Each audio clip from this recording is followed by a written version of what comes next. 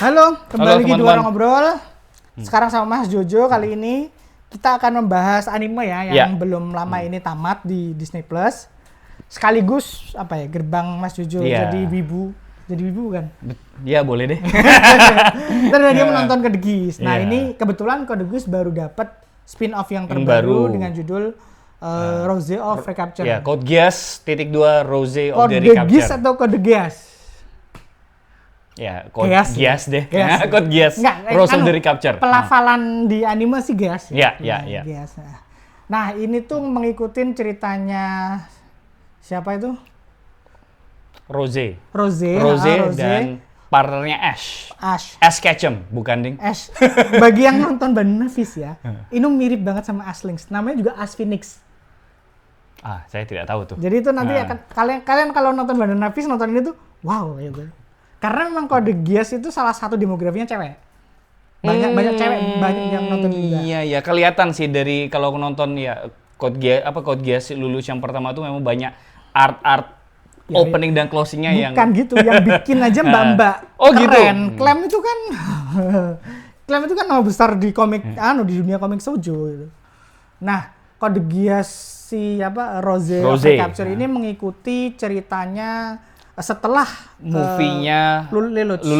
Resurrection of Lelouch. Jadi dia itu bisa dibilang adalah diberikan Geass sama Lelouch, Geass-nya sama persis. Ya, seperti Lelouch mendapatkan dari Situ.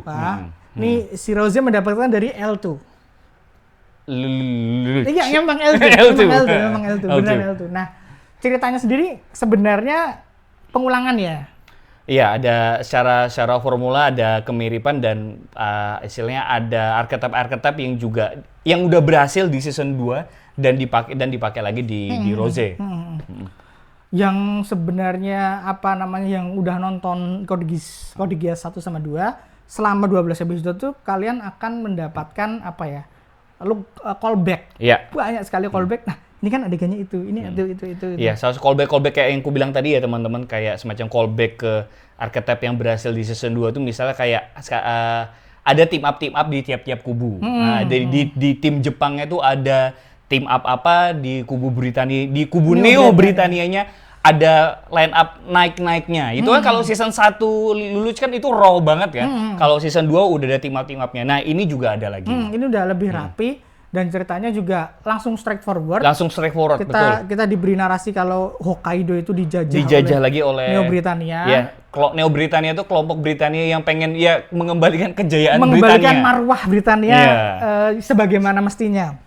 Dan mereka bagus ini, mereka tuh nggak bisa diintervensi sama Kurono Kishidan sama PBB ya. Iya, karena kan Kurono Kishidan kayak semacam udah United Nation ternyata ada United Nation. United Federation itu ada, dan Black Knight itu juga udah jadi lembaga resmi yang terorganisir. Jadi mereka tuh udah nggak bisa langsung cawe-cawe lagi. Cawe-cawe pun ada alasan bagusnya juga di Hokkaido itu dikelilingi oleh barrier, barrier yang susah sekali ditembus.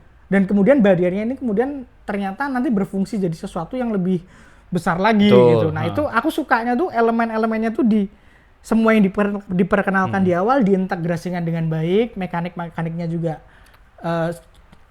rule dunia Code Geass-nya juga baik sekali. Iya, dan terlepas dari yang bicarakan tadi, banyak itu ya tadi istilahnya improvement dari anime Code Geass yang kita sukai selama inilah. Jadi kalau misal kita bandingkan sedikit dengan Akito itu kan oke lah, dari segi animasi memang berkembang pesat karena memang zamannya juga rentang tahunnya juga udah lumayan. Itu tapi kalau ini itu dari segi permodelan Nightmare-nya sekarang tuh sedikit lebih, ya bisa dibilang lebih menonjol daripada Lelouch season 1 atau 2, dan animasinya jelas lebih bagus. Iya. Aku sebelum kita bahas lebih lanjut ya soal Nightmare ini ya, yang buat Akito buatku patah itu adalah animasinya terlalu bagus, manuver Nightmare-nya tuh sangat keren. Terlalu keren. Tapi dia letaknya di tengah.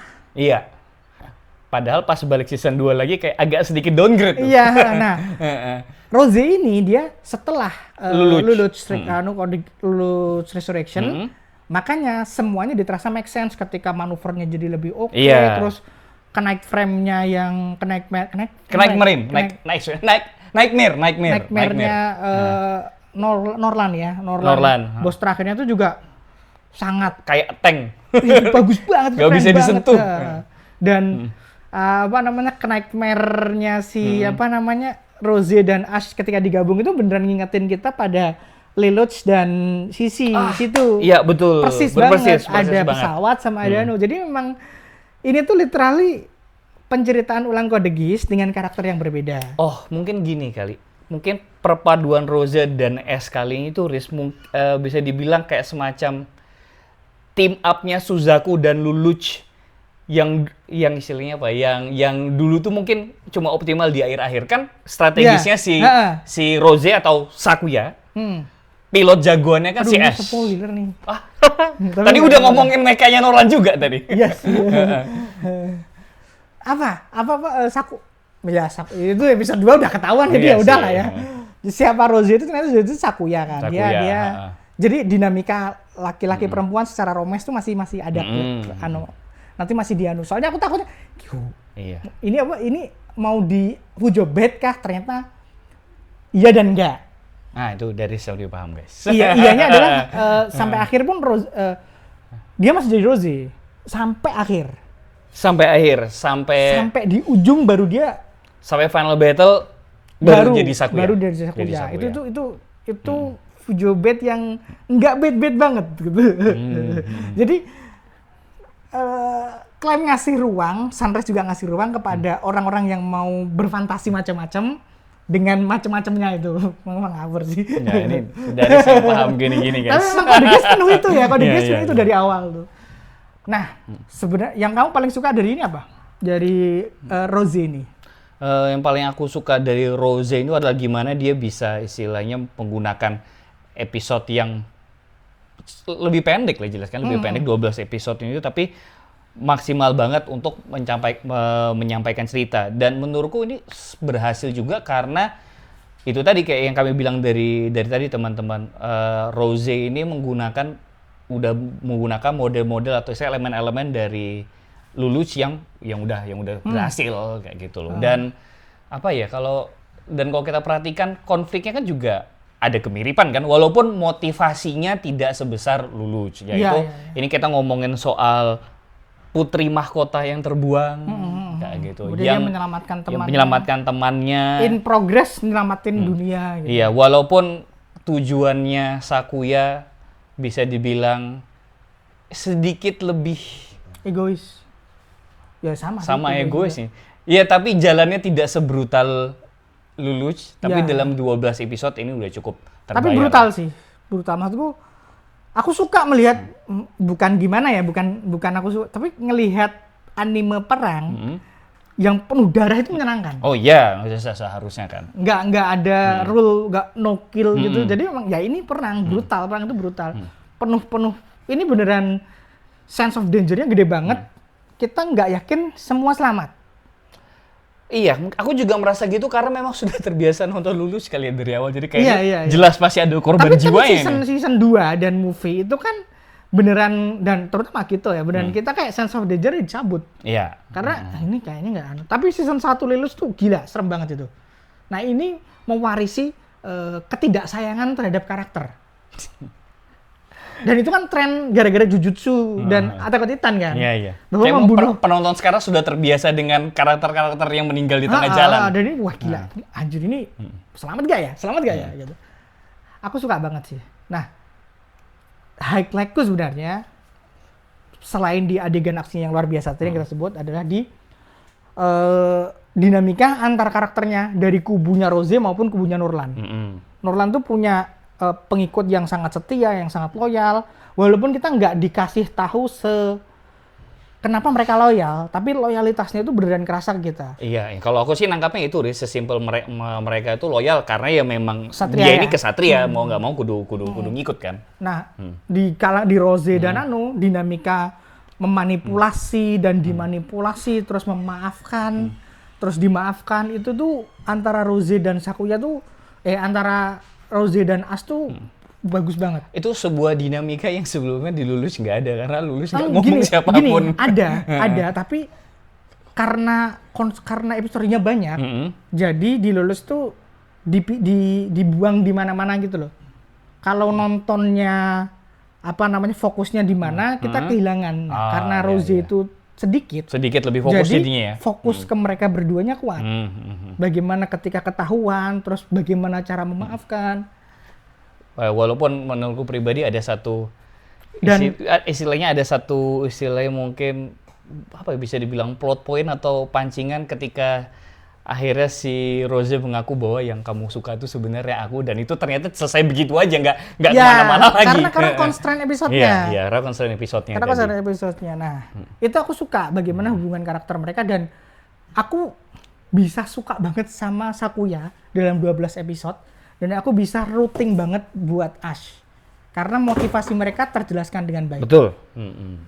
Itu, dan pengorbanan yang dilakukan itu necessary atau enggaknya itu debatable, tapi ketika ada pengorbanan tuh kita jadi lebih lebih stake-nya tuh jadi berasa tinggi. Kita mau rooting buat ke pihak-pihak tersebut. Terus kekurangannya apa? Ya kalau 12 episode sudah cukup. Kalau misalnya masa mau bilang kurang elaborate, nggak kayak Lulus ya. Ini kan jelas dua medium yang terpisah ya teman-teman. Ini kan 12 episode. Aku ada dua sih kekurangan buat gue. Satu tuh satu. Ini tapi dua-duanya ini dibilang kekurangan juga debatable. Jo, satunya yang kita udah didiskusikan sebelum itu adalah Norlan yang terlalu satu dimensi malah. Aku juga tadi bilang ke Darius, aku merasa bahwa aku tuh bisa relate dengan Rose dan Ash, tapi sama gak usah kubu villainnya, sama main villainnya itu aku nggak bisa relate karena nggak tahu motivasinya apa, bahkan jahat aja. Dan aku ini mungkin Darius lebih ingat kali ya, kan di akhir episode tuh ternyata semua orang sadar bahwa dia ini memang jijik aja sama manusia.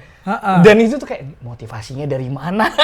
Itu loh. Sebenarnya penulisnya, sutradaranya berusaha memasukkan motivasinya itu, cuman memang masa cuman gara-gara itu sih? Iya, dan Nolan itu sepanjang terlepas mungkin kurang terbuild up dengan baiknya ya teman-teman. Dia tuh sepanjang episode tuh nggak ngapa-ngapain. Iya, dia cuma kerja nggak bener, udah kerja bagus, mati. Udah gitu aja kerjanya, nggak ngapa-ngapain dia. Menacingnya dapat ya, dapat. Cuman personalnya sebagai villain itu cuman serem aja. Iya, cuma nggak lebih, nggak kurang, nggak simpati. Jadi tapi kenapa aku bilang itu oke nggak oke juga? Karena ini cuma 12 episode. Cuma 12 episode. Kita dapat sebagus itu development-nya Ash dan Sakuya, tapi kita harus mengorbankan Norlan. Karena kalau Code Geass itu kan konfliknya cukup berlapis-lapis ya. Lapis-lapis. Dan karakternya selayaknya Luluch dan Rose ya, karakter utamanya itu Luluch sama Rose ini banyak yang harus diurusin. Iya. Kalau Luluch ngurusin Sisi itu tuh. Enggak, maksudnya kalau Luluch itu kan ada yang diurusin sekolah, ngurusin Black Knight, ngurusin perang, ngurusin apa. Rose kan juga sama, ngurusin kehidupan dia pribadi, ngurusin kafe, ngurusin pemberontakan, tapi ngurusin apa. Fokusnya tetap di situ kan, fokusnya tetap di pemberontakan itu. Nah, makanya constraint 12 episode ini buatku termaafkan. Nah, karena kok dipikir-pikir ke belakang Luluch juga butuh waktu kan, butuh waktu kan. Jadi untuk 12 episode dengan start menggunakan konsep-konsep ala Code Geass yang kita familiar tuh udah oke lah sebenarnya. Kita nggak perlu lagi, kalau dulu tuh kan kita perlu dijelaskan soal konfliknya, penjajahannya seperti apa. Kalau sekarang kan udah ngerti aja nih. Britania nih punya Nightmare, punya grup, semua langsung berantem. Orang udah paham tuh konsep-konsepnya. Kekurangan kedua itu menurutku di cameo-nya. Menurutku cukup aja sih, kayak cameo kan ya cameo. Enggak, maksudku gimana tuh? Gini, karena mereka butuh memasukkan cameo sebanyak mungkin, skala konfliknya dibesarin ke dunia. Iya. Jadinya enggak. Karena cameo dari Luluch itu sekarang udah bisa dibilang, walaupun ada yang tinggal di Jepang ya, operasi mereka tuh nggak di Jepang lagi. Iya, makanya. Kebanyakan kan di Black Knight sama di United Federation kan, yang mana skalanya udah global. Makanya itu tuh jadi nggak perlu gitu loh. Iya. Tapi Cornelia yang jadi perwakilan United Federation pas lah posisinya. Iya, pas. Kalau itu pas. Cuman yang lain kayak bagaimana Akito muncul, bagaimana Akito cuma numpang lewat, menurutku satu yang ganjel. Tapi sebentar, tapi itu kan karena memang mereka pengen masukin cameo sebanyak mungkin. Skala konfliknya dari yang Hokkaido jadi dibesarin ke dunia. Itu aku yang ya udahlah. kita senang dapat cameo tapi Aku lihat cameo Akito tuh kaget, seneng, terus tiba-tiba, hah kok gini, tau nggak kenapa? ya makanya Kaget kayak, Akito ternyata dimasukin kayak gitu. Terus lihat cameo Nightmare-nya, downgrade. itu kan berangkat soalnya. Soalnya berseberangan Itu banget. sih, itu aja sih. Terus adegan aksinya terakhir, battle terakhirnya itu adegan battle, salah satu adegan battle paling keren di dunia mecha yang pernah aku tonton. Kalau 60 detik itu. Itu adegan cukup. Bukan melebihi, nyaris setara dengan Unicorn episode terakhir. Nah, itu nggak nonton. Cukup intens teman-teman, Kamu soalnya kan nggak adegan. suka Gundam, kamu benci Gundam. Oh, sih. nggak gitu dong. Intens banget soalnya. Ini boleh spoiler nggak? Yaudah, sekalian aja lah ya. Iya, iya.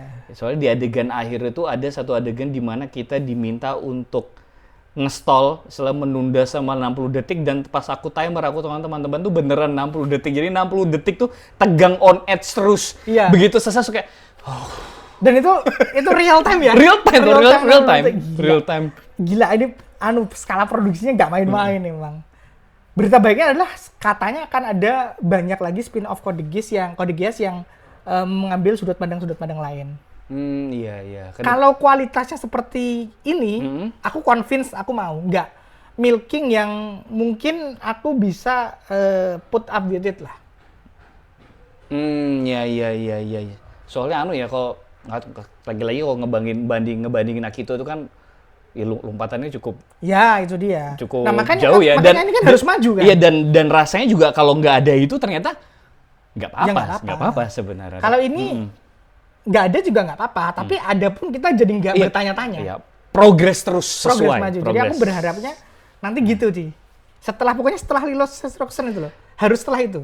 Karena kan, bekas-bekasnya penjajahan Britania ini kan banyak ya. Banyak. Makanya itu nanti aku berharap kalau memang beritanya itu benar, dieksplor lebih lanjut.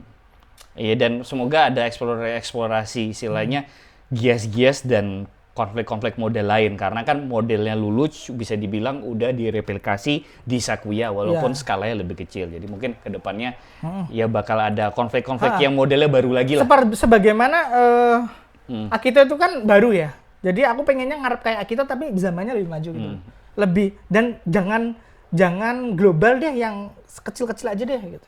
Lebih enak itu tuh. Iya, atau mau menjelajahin daerah Uni Eropa lagi atau di Cina atau ke Indonesia boleh. Ke Indonesia juga boleh. Indonesia disebut soalnya di Lelouch Movie Resurrection. Season 2 juga di Jakarta disebut. Oh iya, memang kita tempatnya. Jakarta bahkan bagian dari Federation of China loh. Kalau di season 2. Loh, kan bener. Bukan gitu. Bahaya gitu. Bahaya. Kamu botik ya? Apa tuh? Bocah politik. Waduh. Kalian bocah itik. Oke, sebelum mengakhiri, endingnya kamu cocok nggak? Endingnya cocok. Iya kan? Cocok aja. Ya terbayar aja. Ada bukan? Bagaimana endingnya Sakuya dan Ash? Iya, make sense sih melihat kondisi battle waktu itu. Dan Sakuya kan juga, aku nggak tahu siapa dia, mungkin belajar dari Lelouch, kayaknya nggak juga. Nggak, jadi gini, banyak yang nggak suka karena memang yang mereka lakukan itu adalah hal tolol. Memang. Ya bagaimana Sakuya membuat dirinya mute. Oh, terus iya. Seharusnya bisa selamat tapi nggak selamat itu loh. Maksudku adalah, tapi Code Geass itu begitu. Code Geass itu soal pengorbanan dan kamu sudah, ini tuh redemptionmu. Iya. Soalnya Lelouch itu mati karena dia udah berdosa.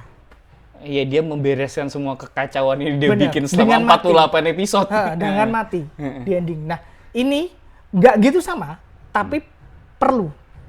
Karena ini temanya Code Geass tuh ini. Iya. Kamu dosa, kamu harus jawab. Iya, dan tokoh utamanya juga di akhir kelihatan ya, kan kayak Lelouch kan, dia menunjukkan kesadaran bahwa ini bisa selesai kalau aku tidak melanjutkan lagi. Iya. Dan walaupun measure-nya tidak se-ekstrim Lelouch, ya tapi dia mengorbankan karena diri. Mbak. Oh. Terus kan lanang kan harga diri. Aku harus mati gitu. Enggak, bukan. Tapi ya begitulah. Ya, kalau Sakuya ini kan scale konfliknya lebih kecil dan lebih personal. Dan dia lebih punya, karena dia nggak punya siapa-siapa. Lelouch masih punya Nanali sama Suzaku yang bisa. Sakuya nggak punya siapa-siapa. Sakuya harus bertanggung jawab menyelesaikan mess yang dia Oke, itu aja sih ya. Cukup. Mantap. Cukup panjang konten kita soal kode GIS ternyata. Nanti kita akan bahas juga kode GIS season 1 dan 2 dan langsung sama Lulutsnya satu paket sama Akito. Nanti akan kita bahas.